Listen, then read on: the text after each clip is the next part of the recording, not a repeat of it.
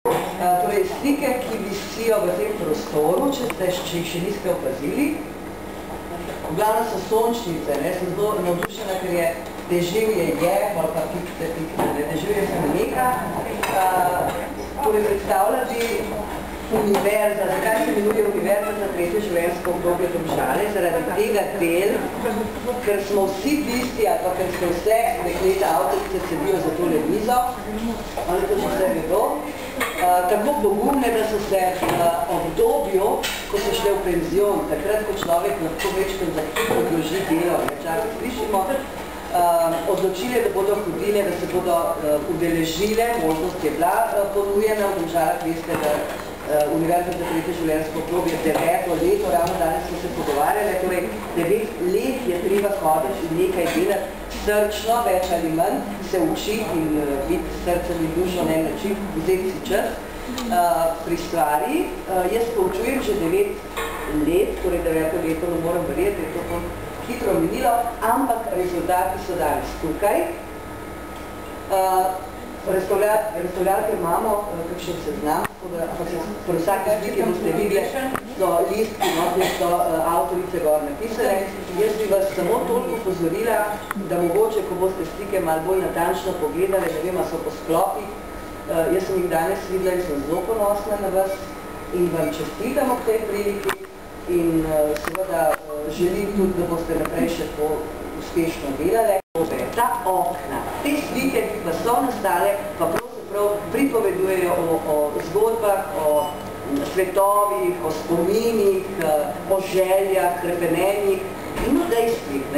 Če je nekaj krepenenje močno, je to lahko tudi dejstvo, ki se realizira oziroma ki absolutno v človeku sedi ali živi v njem. In jaz mislim, da imate vi to srečo, se bom kar vam obrnila, ko ste tle v šoku noter, da imate to srečo, da boste lahko iz te energije, iz teh barv črpale in vsi ostali seveda, ki imamo to možnost, da jih spremljamo in gledamo in občudujemo, da boste imeli to srečo, da boste v svoja življenja nesla, da vnašate eno plemenitost in ene lepotne razsežnosti, ki pravzaprav danes ljudje včasih ne zmoremo ali pa ne opazimo več.